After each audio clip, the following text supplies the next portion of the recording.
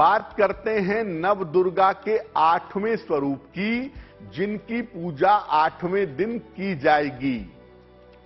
नव दुर्गा के 8वें स्वरूप की जब आप पूजा करते हैं तो आपको मनचाहे विवाह का और अच्छे वैवाहिक जीवन का वरदान मिलता है। अगर आप चाहते हैं कि आपका विवाह अच्छा हो, वैवाहिक जीवन अच्छा हो और आपका मनपसंद विवाह हो, तो ये वरदान आपको नव दुर्गा के 8वें स्वरूप से मिलता है। नव दुर्गा के 8वें स्वरूप के रूप में माता के महागौरी स्वरूप की पूजा की जाती है। और जब आप माता के महागौरी स्वरूप की पूजा करते हैं तो आप मनचाहा विवाह कर सकते हैं, या अगर वैवाहिक जीवन में दिक्कत आ रही है तो उस दिक्कत को दूर कर सकते हैं। माता महागौरी की पूजा की जाती है सफेद फूलों से, व्हाइट फ्लावर से, और साथ ही माता को नारियल का भोग लगाया जाता है। माता महागौरी का संबंध होता है शुक्र के साथ, और शुक्र को ज्योतिष में हम सुख का स्वामी, आनंद का स्वामी, अच्छे वैवाहिक जीवन का और प्रेम का स्वामी मानते हैं।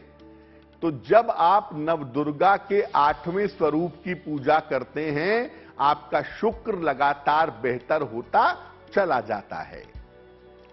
इस बार माता के 8वें स्वरूप की पूजा 29 मार्च को की जाएगी। जो लोग स्वयं की इच्छा से विवाह करना चाहते हैं या जिनके वैवाहिक जीवन में दिक्कत है, अपने वैवाहिक जीवन को बेहतर करना चाहते हैं, वो नव दुर्गा के 8वें दिन माता के महागौरी स्वरूप की पूजा अवश्य कर लें। अब बात करते हैं देवी के 9वें स्वरूप के बारे में, जिनकी पूजा नवरात्रि के 9वें दिन की जाएगी। देखिए, नव दुर्गा का जो 9वां स्वरूप है वो मुक्ति, मोक्ष और समस्त सिद्धियां देने वाला स्वरूप है। यानी नवरात्रि के 9वें दिन अगर आप पूजा उपासना करते हैं, साधना करते हैं, तो आपको मुक्ति मोक्ष मिल सकता है, समस्त सिद्धियों की प्राप्ति हो सकती है। नवरात्रि के 9वें दिन माता के सिद्धिदात्री स्वरूप की पूजा की जाती है, और माता सिद्धिदात्री के अंदर बाकी नवदुर्गा का स्वरूप समाहित है।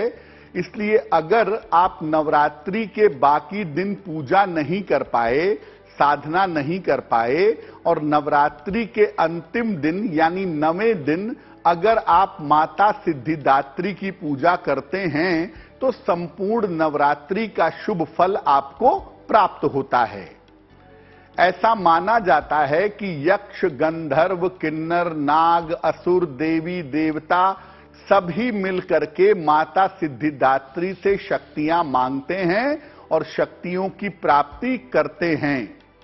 माता सिद्धिदात्री भौतिक जीवन में जो आपको चाहिए वो तो उपलब्ध कराती ही हैं, आध्यात्मिक रूप से भी आपकी उन्नति होती है।